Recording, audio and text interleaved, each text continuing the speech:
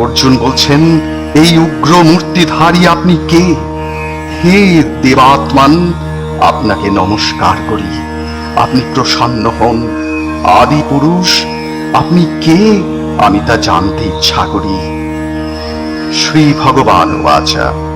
ভগবান বলছেন, কালহস্মি লকক্ষয় কৃত প্রবৃদ্ধ লোকান সমাহর্তুমিহ প্রবৃত্তঃ ঋতে হবি ত্বাং ন ভবিষ্যান্তি সর্বে ये हवस्थिताः प्रत्यनीकेषु योधा तस्मात्तमुत्तिष्ठ यशो लभस्य जित्वा शत्रून् भुक्ष्व राज्यान् समृद्ध्वम् मयैवैति निहतः पूर्वमेव निमित्यमात्वां भव सव्यसाचिन् द्रोणं च भीष्मं च जयद्रथं च कर्णं तथा हन्यनमि योधवीरान् मया हतस्त्वां जोहि वधिष्ठः यधियास्व जेतासि रणे सपत्नान्।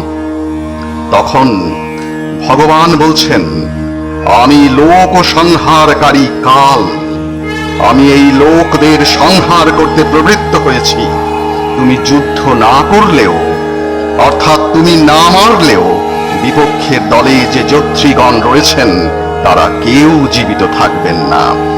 আমি মহাকাল রূপে সবাইকে সংহার করব। সুতরাং তুমি যুদ্ধের জন্য কৃতসংকল্প হয়ে ওঠো, অস্ত্র ধারণ করো, শত্রু জয় করে যশ লাভ করো ও নিষ্কণ্টক রাজ্য ভোগ করো। হে সব্যসাচী, আমি এদের সবাইকে পূর্বেই নিহত করেছি। তুমি সেই নিহতদেরই হত্যা করে নিমিত্ত মাত্র হও।